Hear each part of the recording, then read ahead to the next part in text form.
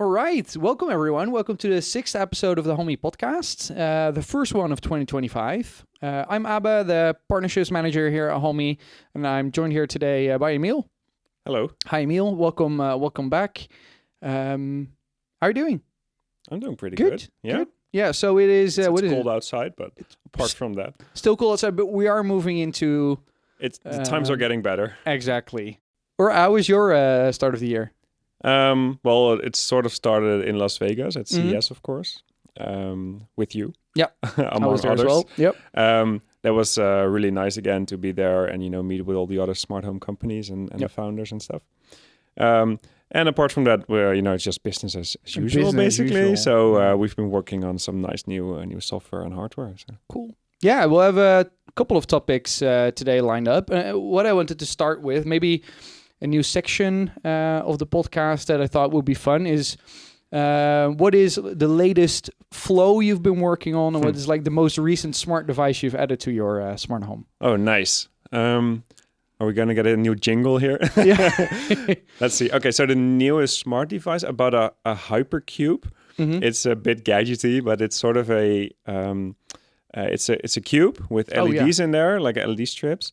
And it's this two-way mirror on all sides. So if you look into it, it's sort of an infinity mirror that just keeps on going. Is that the same as I saw in the Paul Hibbert video? Yes. Awesome. I saw that as well. Yeah, if you guys haven't seen it, he did a video on Homey last week. Which was pretty fun. Now it's sort of live few days. So that's really nice, and it works with the open source WLED software, and someone made an app for Homey, so you can actually control it. That's fun. And the latest flow I made, I think it was, so we have an aviary at home, which my girlfriend has two birds, but they live outside, and then they sort of have this night part where it's sort of more secluded, but it's pretty cold outside. So we put a heater inside there and a temperature sensor, and then it automatically turns on to save them, basically. So their lives depend on Homey working. I think that's a good motivation. Is it a smart heater, or is it just a smart plug? It's a smart plug with a dumb heater. Yeah. Cool. Yeah, I can see the energy usage, so they actually cost us a lot of money. See what the heating is costing you. What about you? For me, I think the latest device that I've added to my smart home is the Lemetric Time. It's like this smart pixelated clock. Fun thing. Yeah. I really wanted one for my desk to use it as a quick, glanceable energy dashboard, basically. Well, that's what my first intent was. But you can do so much more with it. I think it's also cool. So you can choose create a flow, and you can choose a icon, like a pixelated icon, and then text that you want to display. So and then it rolls by or something? Yeah. Exactly. Cool. So did it now for energy, also for trash, that I can see when I need to take it to trash, for example. Nice. When there's mail in my mailbox. That's fun. I made a stocks app a few weeks ago. Currently, it only has a widget for Homey dashboards. But if it has maybe we should add flows to it so you can show it on there. Oh yeah, it's like a variable that you like a tag. Yeah, exactly, like a tag. Yeah, that's super easy. And that's cool as well. All right, if I do this evening, then can you send me a picture? Sure. Yeah. All right. Awesome. And I think the flow that I'm working on, or that I want to get working, is I have a smart air fryer that I want to get working with Homey. Since it currently doesn't have an integration yet, I'm still working on that one. Probably some Bluetooth. It has Wi-Fi. It's from Philips. They do have an API, but currently in talks with them. So now I'm using a smart plug. But what I really want to do is that when I'm driving home, and I just get home, so I get within the couple of 100 meters that it puts me as at home. I first, of course, get a notification if I want to open the door. But I would also like to get a notification asking me if I want to preheat the air fryer. And that if my girlfriend is at home at that time, she gets a notification saying, "Hey, Ab is getting home, and he would like some air fryer snacks. Maybe you could put them in, for you." I think the real gadget here is your girlfriend that does that for you. That's of course that's a keeper. You still need that manual work of actually putting something in the air fryer. Yeah, I can imagine if you put like frozen stuff inside, but and don't turn it on, it doesn't get better, right? It doesn't work really well. But no, I thought, it's not really practical. It's more fun. Yeah, for sure. That's always like when I try to tell people why you should get a smart home, and I just start telling this stuff, they just look at me like, For the next section, let's look at some updates with Homey. Even though we only had 1 month, it has been a productive month. Already released a couple of new small features. I think first looking at Homey dashboards, still a lot of updates being rolled out there. I think to basically new things. I think. So the first one is I'll just take it from here. Okay? Yeah, sure. So the first one is a new widget. It's sort of dashboardception where you can add shortcuts to another dashboard on your dashboard, or of course on your home screen, because your home screen also acts like a dashboard. So you can quickly jump to one of your dashboards. Let's say I make an energy dashboard, and I have one for the living room. I can just very quickly navigate to them. Yeah, I found that really useful. I already put it on my home screen, so that directly from the home screen I can jump to my living room dashboard. Yeah, that's nice. Yeah. And I would say, so home screen is probably the main use case. Yeah. Second use case would be switching between dashboards when you wall mount a dashboard on the wall. And that plays in very nicely with the other thing that we released is Kiosk Mode. And Kiosk Mode locks down the Homey app. So when you open the Homey app, it automatically starts the dashboard in full screen, and you can't exit it without entering your device PIN code or Face ID or what have you. So that's a great solution for either think about Airbnbs, people renting their homes, or just having one in your living room, and you don't want other people like your household family members have access to your Homey or your Homey account. But because it's only limited to one dashboard that you can put in kiosk mode, you can actually jump between them. So you can sort of via the shortcuts. Yeah, so you can if you make a shortcut from the main dashboard to, let's say, your kitchen dashboard, and then in kitchen you make there's a back button by the way, but you can also do it again and jump to another one. So I think that's pretty nice. Yeah, I already created one for my mom. So usually I have 4 cats at home. So when we go on holidays, someone needs to look after the cats. I already created one for my mom or my sister, my brother, whoever watches her home while we are away, so that they just have access to the devices that are relevant to them. Wow, that's super smart. So that they don't need to fiddle around within the whole Homey app. So they just have the door lock, some of the lights, and that sort of stuff. That's really nice. Yeah, that was really nice. There's also, we talked about this before, just want to remind people, this sort of solves the problem that if you want more granular permissions, then let's say you have a daughter that's 8 years old or something, maybe she has a smartphone. You can just install the Homey app on it with your own account and then open the dashboard that she has access to, and then she can't exit that anymore. So that is sort of very fine-grained control of what you want someone to be able to see and control. Yeah, so you can just add the devices that are relevant for the person and then lock them to that overview. And you can actually edit that dashboard on your own account or your own phone, and then it automatically shows up on their dashboard as well. So and these features are currently in the beta release of the app, right? No, they're live. Oh, they are already live. Awesome. I already saw one of this was when it was still in beta, but one of them or one of our users suggested for the dashboard, the widgets, maybe being able to use the zone icons within like the blue buttons, so that you can easily also... Yeah, that is really nice. It's something that I actually also want for flows. Yeah. So you can... give it an icon. We sort of have a library of icons that you can choose for your flows and your dashboards. Maybe even moods, but moods already look pretty nice.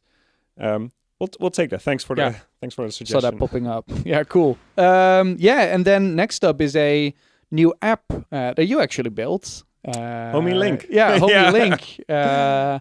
We all, of course, already, I think we highlighted it in the Homey Pro Mini announcement. Yeah. But it's now live. It is live, yeah. So what is HomeyLink? HomeyLink it's really a niche app, gotta admit. But it's so you install it on your main Homey Pro. So this is for people who have more than one Homey Pro. And then you can add the devices that you have on another Homey Pro. So let's say you have a Homey Pro in your garden shed. And there's it's very far apart from each other, but they are connected to the Wi-Fi. Yeah. Then you can import those devices in your main Homey Pro.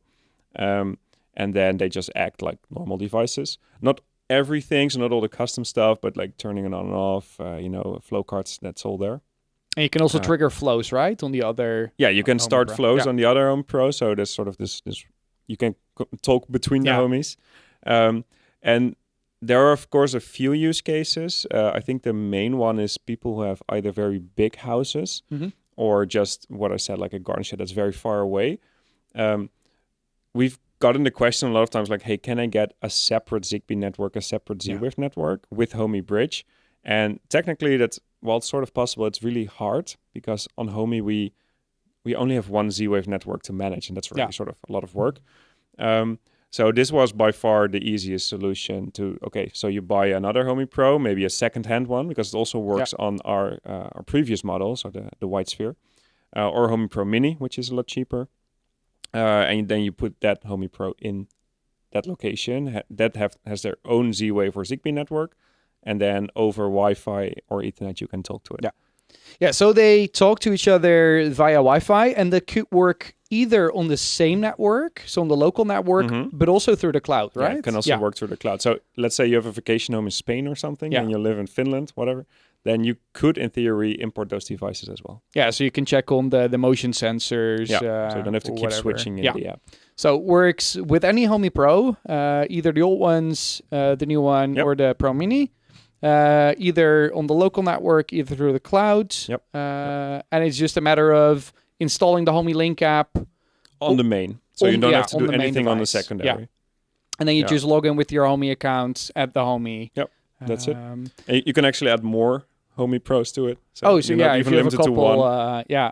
So it's kind of versatile. Yeah. No, I think it's also really interesting for people that maybe just bought the new one and still have the old one laying around, that it just isn't there collecting dust, but it can still maybe it helps them migrate slowly over time. Let's say you don't want to redo all your Z-Wave pairing, or of course you can just import the backup, but there are scenarios to be thought of. And in terms of the functions, like the basic functions of the devices are compatible. If you have some non-standard functions, you could create a flow and then just activate that flow remotely, right? Yeah, that's how it works. There are some limitations because it's an app. There are some limitations that you can't sort of copy the custom app features on the secondary Homey Pro to the first one dynamically, so we had to do it like this. But I don't really think it's big of a problem. No, exactly. All right. Yeah, so that's for the big updates that we have ready. Of course, we're now in the second week of February, so we are still working on preparing for the launch of Homey Pro Mini, Homey Energy Dongle. Yeah, we actually shipped the first energy dongles already to customers. Awesome. We asked everyone, like, hey, send us a photo of your smart meter. And then we made a selection. So we have a lot of different smart meters across Europe. Because we want to test it on as many models as possible, right? So now we're sending out the first dongles to people with all different smart meters. And now we hope and pray that it works correctly. And if it doesn't, then we fix it. Yeah, perfect. Yeah, I've been giving it a try at home as well. For me, it worked perfectly. It's so nice. It's so fast. Like every second you see it changing. I love that. Now it integrates beautifully with with Homey. Of course, I already had a P1 dongle, but it plugs in perfectly into the pass-through port, so that also works. Really looking forward to... It's nice. We're also working on face monitoring right now. Oh, cool. Actually, fun story. Yeah. Some weeks ago, a friend of mine was visiting, so I was like, oh, you can charge your car here, no problem. But of course, it didn't work. I have a Tesla charger at home. So I had to put it in legacy mode or something it was called. And he plugged it in his car and the car just started drawing all the power that he needed. There was no protection, I think because it was in legacy mode. And at the same time, because I had friends over, my electric sauna was heating. That's 6 kilowatt. The car was at least 11 kilowatts. And then we turned on the oven. And then one of my 3 phases blew out. So we were 2 hours without one phase. So a guy had to come over to actually reset the fuse. And that's when I thought, we're going to add fuse protection to the Homey Energy Dongle. So in a future update, you can now... you get notifications like, hey, watch out, your energy use is approaching your limit, like at 90%, it's configurable. And you get a notification, and you can also start flows based on that. So you can automatically turn off the big consumers to protect you based from on this the happening. load on the faces. Yeah. Since how do people know? I know like that isn't information that gets automatically imported, right? Like information about your So we know how much load is on the phases. We can't import the maximum of your phases. You have to input that manually. But for most households in the Netherlands, it's 25 amps, and it differs per country. And per country, we want to do a suggestion like this is the regular one, because you have to pay more to the network usually if you have a higher phase. So you probably know it when it there's should something be on your different. bill or on your contract, of course. And of course, we will make nice looking like support Interface. articles as well. Like, hey, this is how you can find it. So that's how we try to solve this for many people. I think what's really cool with the Energy dongle as well is that it has a bit of a custom interface in the device in the device interface with the Homey app. Yeah, it looks nice, right? Yeah, which looks pretty super cool. sexy. And did you know that the Energy dongle has USB-C output, so you can actually read the data that's coming from your meter over USB? So for all the hobbyists out there, you can get that data. That want the raw data, just plug in it to a Raspberry Pi or something, and you can get it out. And we've also been working, I think it's already in the firmware, on a WebSocket server. So you can connect locally to it and import it to, I don't know, any other smart home platform that you might be using. Awesome. We just wanted to make, the best Energy dongle out there that has everything you might want from it. Really awesome. So that should go live in March, right? Probably first shipment end of March. But fingers crossed, it's always... Depends on a lot of factors, of course. Well, we're doing our best to get it out as soon as possible. Awesome. Then let's get into some smart home news. We already touched upon it. We visited CES at the beginning of January. So CES is the Consumer Electronics Show. And that's in the second week of February each year in Vegas. It's basically, I think, the biggest consumer electronics show where... Yep. Yeah. By far. Yeah. I think IFA in Germany is also pretty big. It's the number 2. But CES is like by far the biggest. Yeah. And a lot of companies come there, not only smart home brands, but any brand that makes consumer electronics to show what they have been up to, what they have been doing. Homey was part of the LG booth this year, which was pretty cool. Looked really nice. Yeah. They really did an outstanding job. So we also showed Homey Pro Mini there to the press. Maybe you've seen it pop up with some of the influencers that were visiting CES. What do you think was most interesting? That's a question.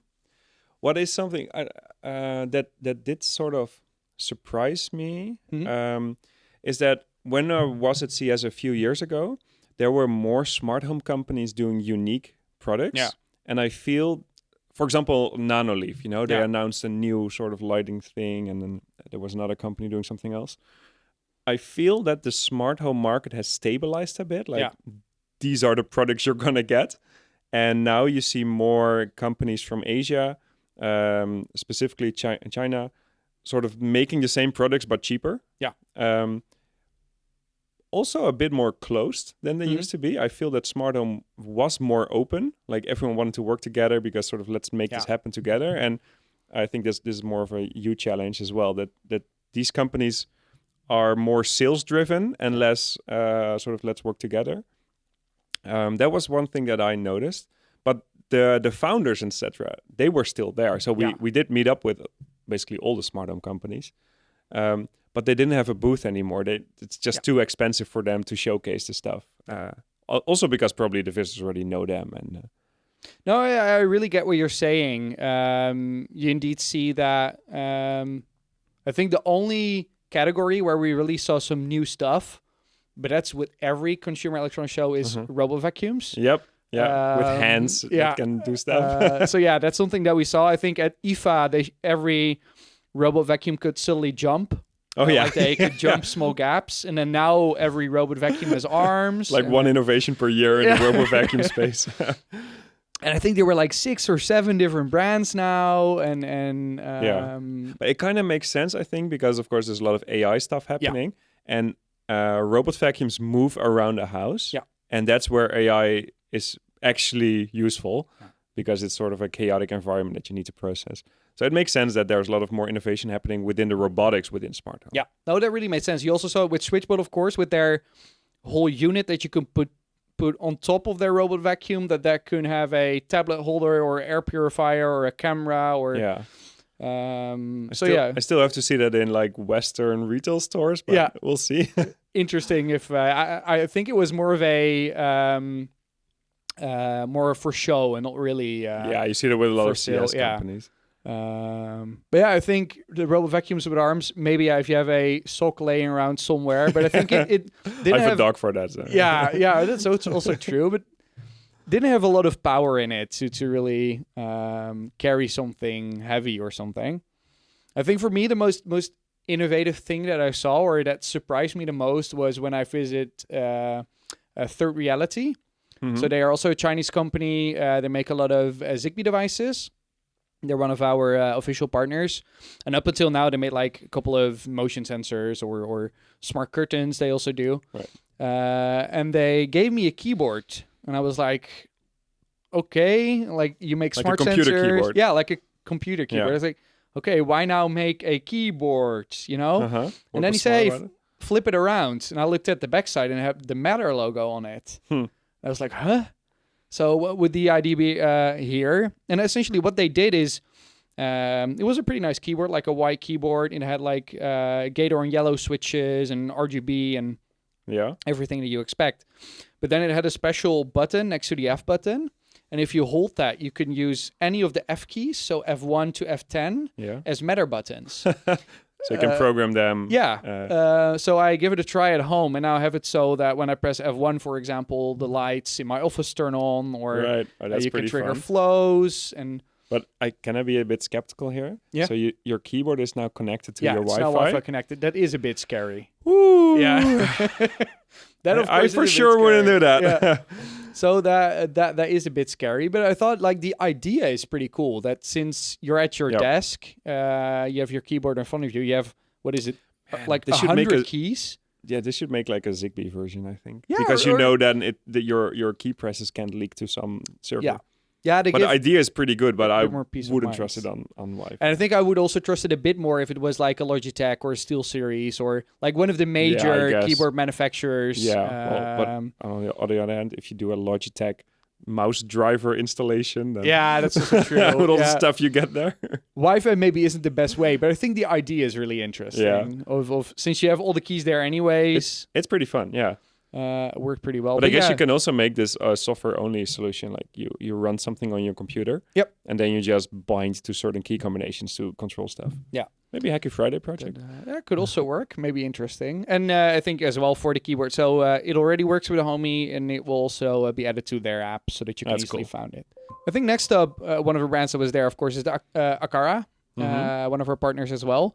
And they showed a product that really got some buzz, and that is the new FP300 a presence sensor. I think with IR built in. Yeah. So 2 years ago, I think it was at IFA, that was when I just joined Homey, they showed the FP2. I think everyone knows the FP2 by now. It has millimeter wave for the people who don't know. So that was sort of the new...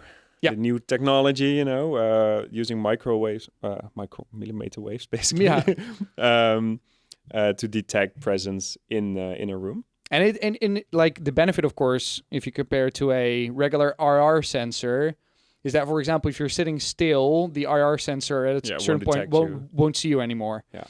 Now they made a hybrid. Yeah. So the FP300 is basically a hybrid between a millimeter wave sensor and a IR sensor.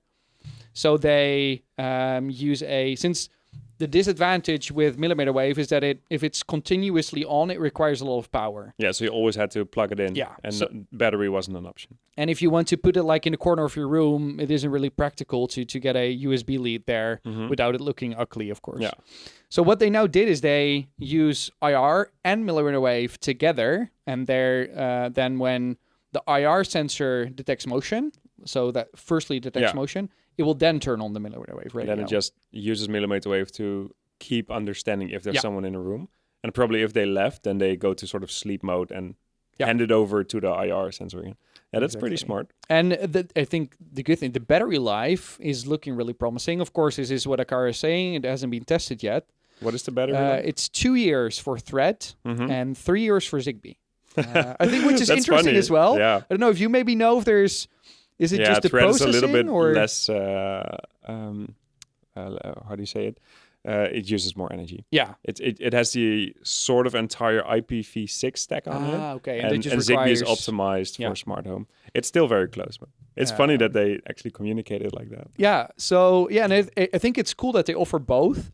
So you see that with most of the new Aqara line is that they both implement Matter over Thread and Zigbee. Yeah, that's cool. The chips obviously can do both because it's the same sort of the lowest layer of the radio stack is the same. And then it's basically sort of what the bytes mean that you send over the waves that make it a Thread or Zigbee radio. Yeah, so all the new devices that Aqara announced that are Matter over Thread should automatically work with Homey over Matter. Yep. Of course, functionality can differ between Zigbee and Matter over Thread. Usually the brands have a bit more flexibility on what they can do with Zigbee and the Zigbee clusters. Yeah. And, Well, in theory, I think they can do both because Matter also has this sort of manufacturer-specific clusters. stuff. But I can imagine that they don't implement that because probably Google Home and Apple Home don't do anything with it. No. So for a manufacturer, it doesn't make a lot of sense. Yeah. Of course, they will also be integrated via Zigbee for the Aqara app on Homey, but they will work out of the box with Matter over Thread. Which is interesting. I think as well, in terms of the custom clusters, I think there are only 3 at this moment, and they were all for smart plugs. That was when power measuring wasn't supported yet. I know that the Eve power plugs, for example, did their own power measuring. Yeah. And then Matter 1.3 came out, and there's power measuring. They're now working on the new firmware, and I know Merels and Tuya also have a custom cluster for power measurements. Oh yeah, makes sense. But no, that's pretty cool to see. All their other cool devices look good. Is it already for sale, the Samsung? I think it's just announced, but it will be €70, around €70, I believe. Okay. So a bit more expensive than your regular.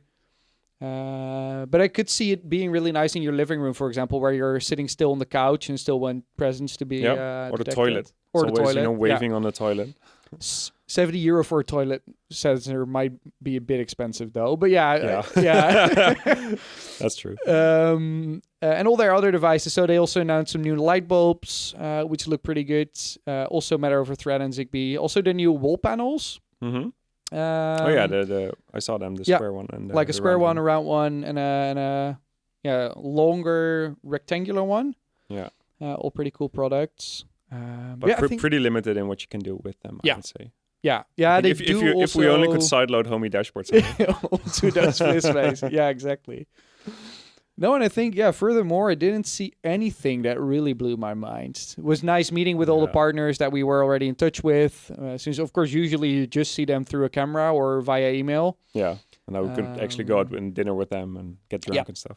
Oh, I think one of the things that I also found really funny is we met up with Apollo Automation. I think you also, you also met them. Super enthusiastic guys from, working from a basement, tinkering with the stuff. But they make this, it was a bit of a late Christmas gift. They made this Christmas ornament that was actually powered by an ESP32. Oh, yeah, it was like a Christmas tree shaped PCB, right? Yeah, with a ESP32 on it, via which it should, their app goes live anytime soon now. You can also connect it with Homey and play like jingles on it. Yeah, it was pretty fun. The guy was so enthusiastic. Yeah. It was kind of adorable in a way. They were pretty cool. All right. And then I think for the last bit of news, this was also announced, I think, at the first day of CES. And that is that Apple, Google, and Samsung will accept the Matter testing.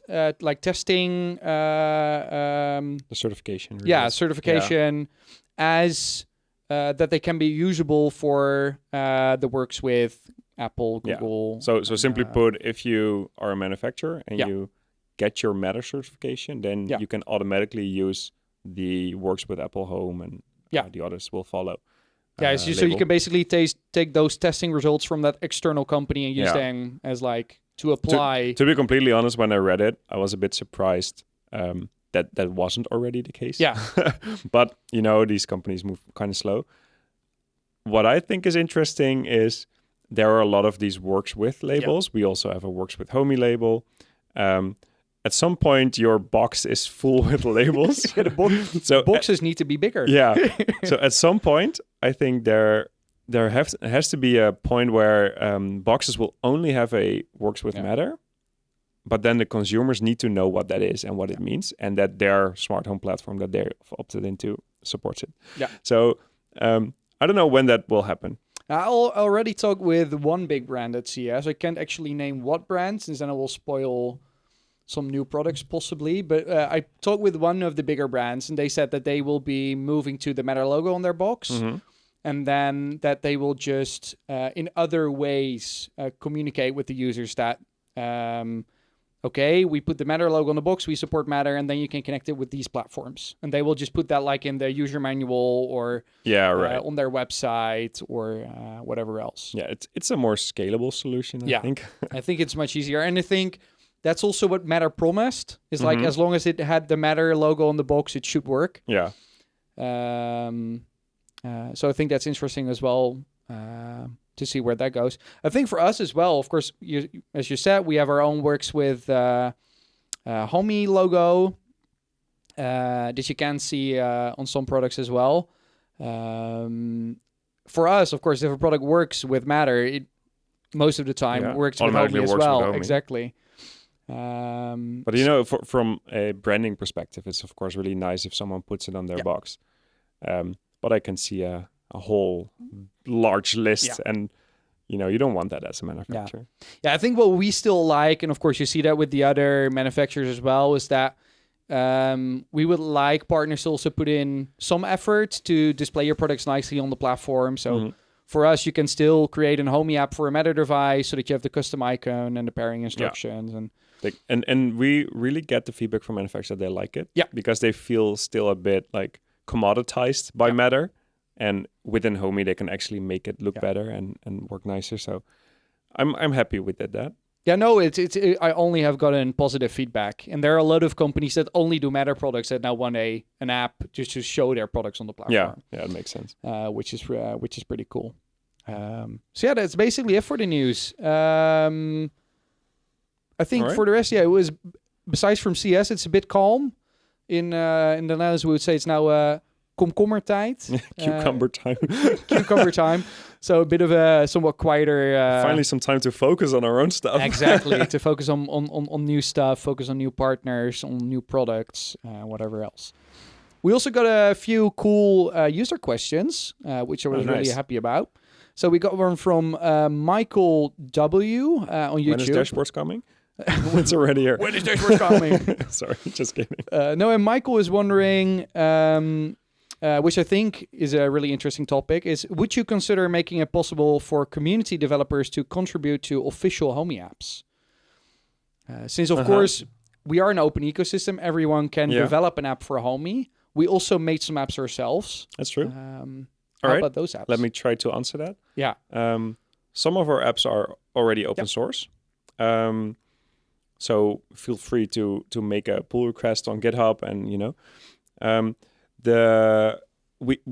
have to be honest here. When we started, we did this, so everything we made was open source, and we got a lot of contributions from community members. But the problem, and this is not only Homey, this is like the problem with open source. So someone does a lot of work, adds like a ton of features, makes a request like, hey, can you add this to your app? And every time we said yes, the person after some time disappeared, and we are left with the burden of maintaining that with super niche features. Sometimes it really goes way too deep, stuff that we think is fine that Homey doesn't do it, but you just open the Android iOS app of that brand. But still, we have to maintain it, and it costs us a lot of resources. Yes, of course, even though the code is written by someone else, we still have to do a bit of quality control, making sure that everything works in a nice way. And code over time always breaks. And that's just because smart home moves very fast, and their APIs change. We've seen it happen a lot that, for example, a feature was in an app made by a community contributor. Then the API changed, and then the feature was broken, and we had to sort of migrate that and tell our customers about it, and it's just so much hassle. So we prefer to only follow the official API documentation of a manufacturer if possible. And the other part is a bit that I hate to admit this, but when you say no to someone on the internet, like, thank you for your work, but we're not going to do it, they get so angry. Yeah. And even if we do it in the most polite way, they still get very angry. Like, why don't you do this? So you still have to say no sometimes. Yeah. Yeah. Something is super stupid, but sometimes it's just better to ignore this stuff than say no, which I really hate. I really wish it wouldn't be like this. But it's also very important for us that everyone is happy when they use Homey. And if we chase away developers when they sort of want to contribute, but we have to say no. So it's much easier for us to just close the repositories, keep it closed source, which is also, by the way, what a lot of manufacturers want, because many APIs that we use are confidential. Yeah, so we can't actually open source them. That's what I wanted to say as well. Like a lot of them are built on top of closed APIs that we have signed an agreement with the company to work on. Yeah. Yeah. So it's definitely not about the technology or anything. It's 100% politics, which is just pretty hard. But I think the apps that are based like on top of like open source or open platforms, those are the ones that are typically open source as well. Yeah, they are. Or the apps that we find have many devices that we never can get our own hands on. For example, the Samsung SmartThings app is open source because there are like 100 or maybe 200 Samsung SmartThings devices out there. So we really welcome contributions from the community there, because someone can say like, hey, I have this washing machine, and we can't have like a 20 washing machines here, right? So those are the apps that it actually helps us a lot. But just adding more niche features is usually not what we prefer. Yeah, that's not the idea. We'd much rather see that there gets a community version of the official app. We are 100% fine with that because it's more choice to our customers, and they can like stack it with all the stuff that we have to say no to. So that's a bit our sort of policy on it. Yeah, I know it's really nice to have options. I think you put that very well. So yeah, Michael, I hope that answers the question. Next up, we had a question from Fred Konings on YouTube. And he was wondering, of course, with Homey Energy launching now, will Homey also become a EMS or a energy management system in the house? So I would like to ask him, like, what do you think an EMS should be? Yeah, so I think that is the first question. So it's typically... Your EMS is, most people have an EMS in their home if they have solar panels. There's some of them, solar panels, but like it's a very rudimentary. Like some I know that Enphase and SolarEdge allow you to, if you have their solar panels and their home battery, it can like automatically manage. Yeah, right. But energy. Usually only within the same brand. Exactly. So within their ecosystem, that's a thing. But then you have a car charger from a different brand, and everything breaks down. Yeah, I had this problem with my stepfather. He had a SolarEdge inverter, and then he just recently bought a plug-in hybrid, which he wanted to charge. And if he wanted to do the energy management part, SolarEdge basically told him, yeah, you can buy this 800 euro car charger from SolarEdge. Yeah, well, the car charger was already there. He needs to buy an 800 euro like add-on. Oh wow! Like hub that they put in his that's steep. energy closet to do the energy management part. I think that's the game for many energy companies. Yeah. They want to sell you an entire ecosystem. Yeah, and usually they just put it on the invoice. And people don't really look at the cost of what does each. And you know, it sort of makes sense, but the reality is that let's say these are not products that you replace easily. No. So if you buy a house and there are solar panels on it, which is probably almost every house now, you're just stuck with the inverter that the previous owner has chosen. You're not going to replace that thing. No. So the reality is that you have a mix of devices, which is something that we tend to be very good at. Yeah. But let's circle back to the question.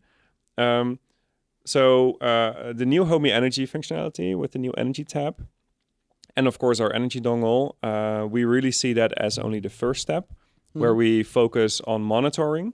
First, we need to have insights into what's happening in your home before you can actually do meaningful actions. Yeah. So we're currently focused on that, and I think we're already getting pretty far with that. We're now also working on getting more car brands in there, car chargers, smart batteries are coming more to the market now.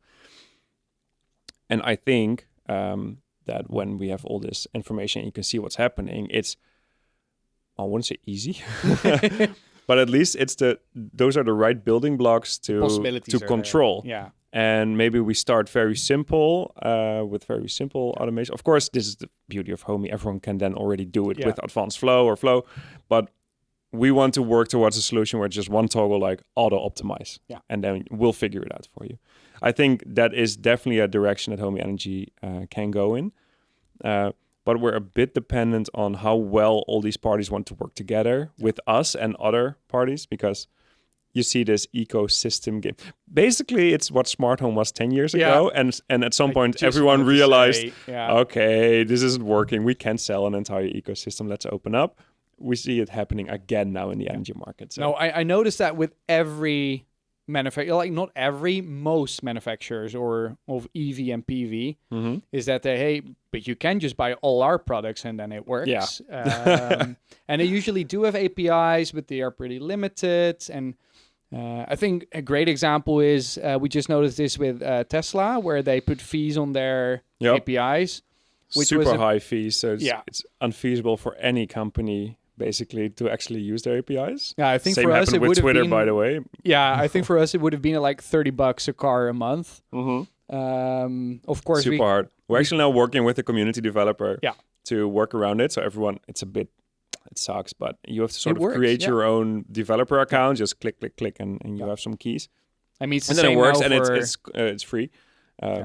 Yeah, I know. A big shout out there to Ronnie. I think he together with you did a great job on making sure it works. Yeah, now it works. I think it works the same in almost every smart home platform where you need to create your own developer account. And I think so. Yeah, I'm more worried about the sort of the energy provider, like Tibber. Yeah, they offer a Tesla integration. Yeah, are they gonna? Well, are they going to pay the bill, or are they gonna? I don't know. Yeah, so we are in touch with Tesla, but I also noticed with them that they would like to do energy management themselves. Yeah, and I also said to them, it's very unlikely that someone would have a Tesla car, I don't have Tesla solar panels, have a Tesla home battery. Yeah.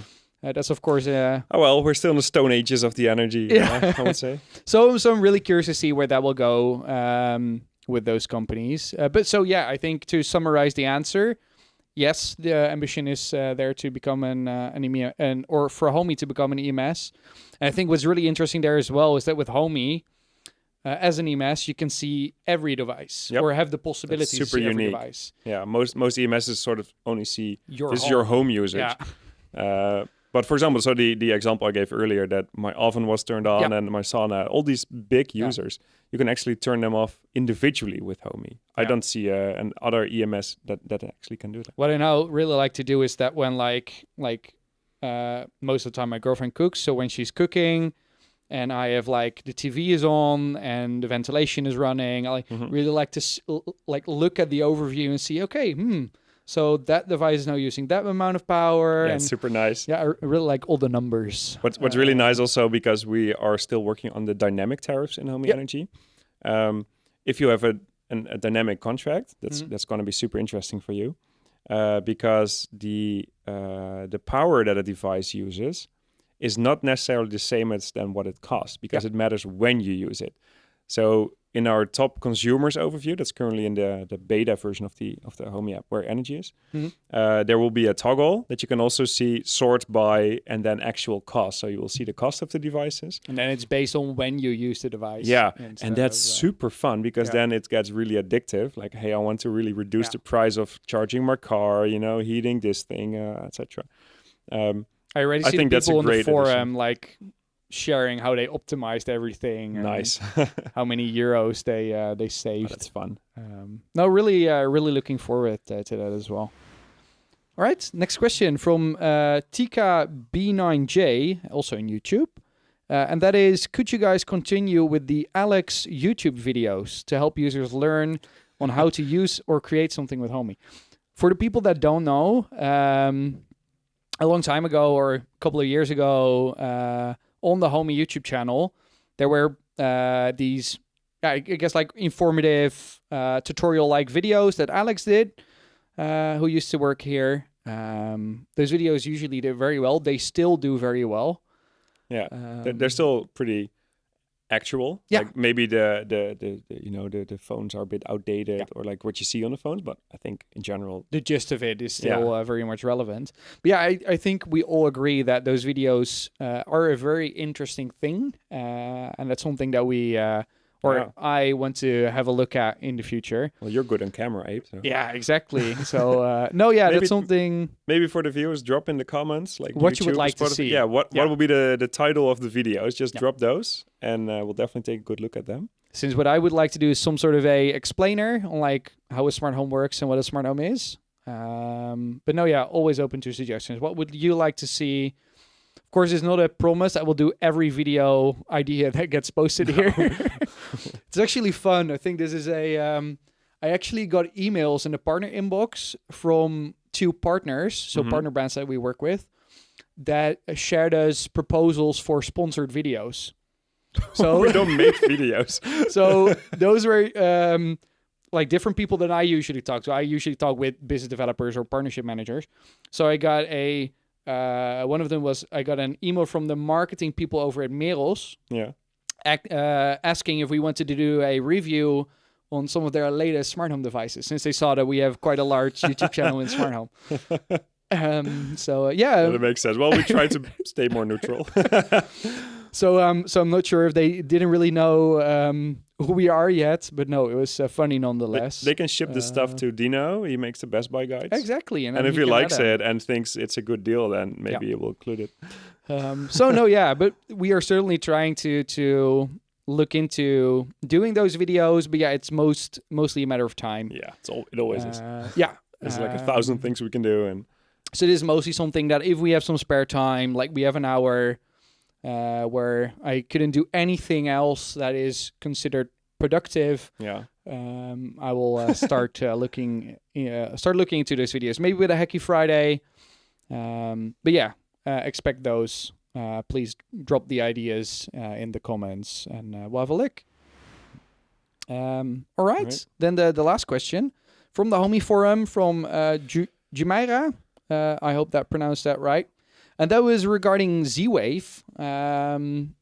Of course, we left out Z-Wave in Homey Pro Mini. Mm-hmm. And of course, everyone is talking about Matter and about Thread. And he had the idea that people are talking less and less about Z-Wave. So he was really wondering, he or she is really wondering, hey, what would be the future of Z-Wave and smart home protocols in general? Like, is it going away or... Mm-hmm. Yeah, got it. Where's it all going? Well, nobody knows the future. Yeah, sure. No, of course. Yeah. But if you look at the numbers, I think they correlate with what he or she is sort of feeling. Yeah. There are becoming less Z-Wave products new Z-Wave products on the market. It's mainly the manufacturer who have already invested a lot in Z-Wave that keep making new Z-Wave products. You see a lot more Zigbee and Thread products. Yeah. I think for a few reasons, in a non-particular order, Z-Wave is more expensive. Yeah. The chips are expensive. The licenses are expensive. The certification is expensive. It takes a lot of time. Just some of the same problems as Matter and Thread currently. In terms of the certification costs and... Let's see if from the top of my head. I think Z-Wave is more expensive to certify. But definitely the chips are more expensive because you basically locked into one manufacturer who makes them. Mm-hmm. There's now a second manufacturer starting up, but nobody is, I think, using that yet. So they have a sort of a monopoly on Z-Wave. Well, obviously it's a proprietary protocol, but so they sort of set the price.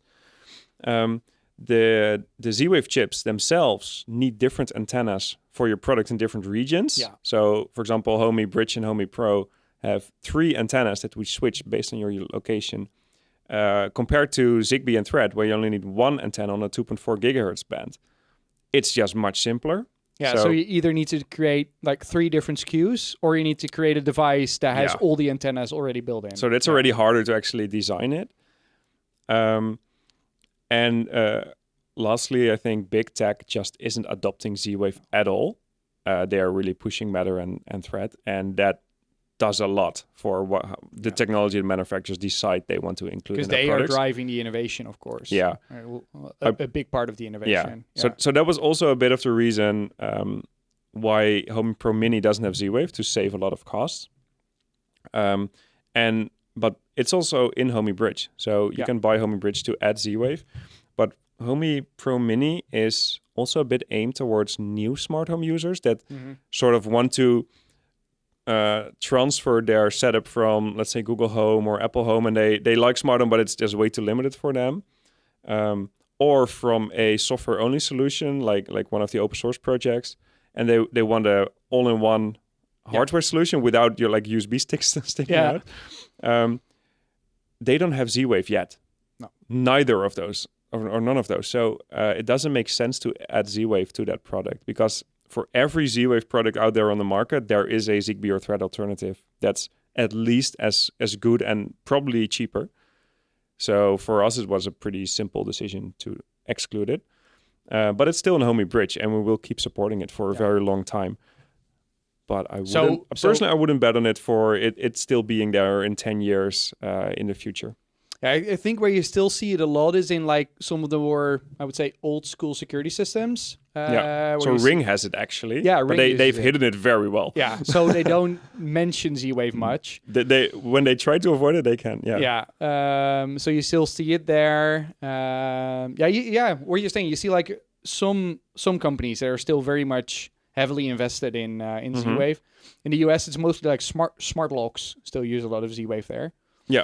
Yeah, that's true. But you also see those manufacturers now implementing Matter and Thread in newer locks. Yeah, they usually make or a version, like two versions, or a combined version. Yeah. And I think like in terms of innovation with Z-Wave, it's also, of course, I think that's their only USP currently with other of the standards like Zigbee and Thread is that they do long range. Yeah. Which actually isn't mesh. It's like a kilometer sort of burst they can send. Which is nice for a few niche use cases, like if you have a mailbox like very far out of your or something, and you have or if you live in one of those really, really new houses where you have like 3 meter thick concrete between each floor, and I don't actually know if that works. If it better, really helps, because it's really long range. So they do bursts. Okay, so basically long range because you can't avoid the regulatory requirements. They do a higher power transmission in a shorter really short amount of time. Yeah. So if you look sort of at the area surface of chart, then it's the same. Might travel through concrete better. Could be. Yeah, I really don't know. Since that's the difference. So of course, mesh, Zigbee, Z-Wave, Thread, they all create a mesh network where each device, essentially it all works the same. Among them, you have devices that can relay the commands to other devices. But with Z-Wave long range, you stop using a mesh network, and then you can just connect directly with devices over a longer distance. That's true. Which is pretty cool. But if you look at, I think, the innovation that's been going on with Matter, that's of course, there are a lot more things being innovated there than on the Z-Wave side. Yeah, there's just more momentum behind it. And I think that's the right way to put it. It's a but you know, on the other hand, we still have a lot of customers, like I would say like more than 50% that still use stuff like 433 megahertz. Yeah. So it takes a long time for a technology to sort of die out. Yeah. So from our perspective, it's just another protocol that we want to support fully. But if I were to start, let's say, a new smart home company that makes accessories like end devices, I wouldn't bet on it. No, I think that's sort of the difference. Yeah. Oh, and I also saw some partners now actually moving to Wi-Fi, not Matter, but Wi-Fi. Some Z-Wave companies, which I found an interesting move. But like proprietary Wi-Fi, just their own protocol, or and the reasoning for that was every user knows what Wi-Fi is. Mm-hmm. But you can do Matter over Wi-Fi, right? Yeah, but then like they say, okay, the user just installs an app. They know how it works. Oh, right, which I get from... I get it. But of course, it is depends on the product type as well. Yeah. If you do something like super unique, makes more sense. Yeah. But if you make a motion sensor, then you're just going to sell much less if it doesn't support one of the like platform protocols. Heaters and those sort of products. Like people just want to turn on their heater or... Somewhere in between, I would say. Yeah. But no, it's interesting to see where it's going, and I fully agree it takes a long time before every device in the smart home gets replaced. don't think I've ever replaced anything in my smart home. I just keep adding stuff. I just keep adding stuff. Yeah, no. So yeah, you can still add it to Homey Pro Mini with Homey Bridge, and that still works with all your Z-Wave devices that you have at home. Even devices that now launch with Z-Wave long range, they are also just backwards compatible with the older versions. Yeah. But then, of course, without long range. So yeah, don't withhold on like buying Z-Wave stuff because it will keep working with Homey. Yeah. And there are still great products that work over Z-Wave. Yeah. Don't get me wrong. Some very unique products as well. But yeah, I think in the long run, Matter will... It's probably a winner. Yeah, it's here to stay at least. Yeah. I don't think it will replace everything. What you just mentioned, there are like other products not doing Matter or something. But it will be one of the bigger protocols. Yeah. Let's see where we are like in a couple of years and what we then we'll laugh at whatever the hell we were planting about. Exactly.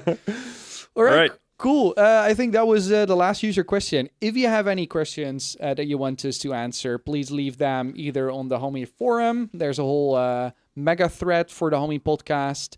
Either leave it on YouTube, in the YouTube comments, in the Spotify comments, or wherever you can reach us. Thank you, Emil. Thank you, Abe. And then we'll be back next month with the next episode of the Homey podcast. All right. Cheers. Thank you. Cheers.